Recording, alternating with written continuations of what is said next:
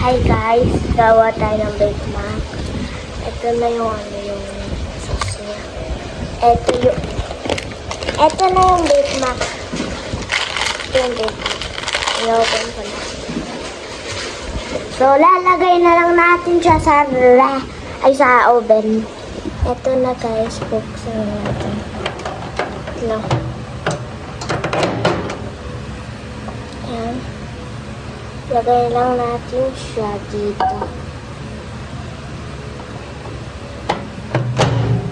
Ayan lang guys. Nasa 1 na siya. Nasa 1. Pag inano ko yan, ginain na, melt na talaga yan guys. Totoo talaga. Ayan na guys, yung melting the cheese. Okay na siya. Ito na yung after na nag-ano namin yung Bake Mac Lucky Me. So, ito na yung after na Bake Mac. Ayan, yung may cheese. Sarap, diba? Ginawa ko na kasi. I-ano natin, smash yung cheese. Ayan.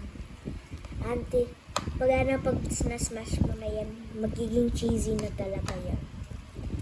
Na-invento kasi ko ito. Mukha talaga siya mahanghang. Pero hindi talaga siya mahanghang. Katulad lang siya ng Bake Mac. So, tanggalin ko muna yung cheese.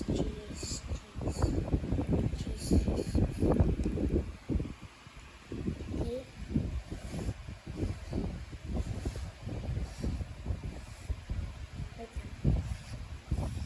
So, eto na yung taste test.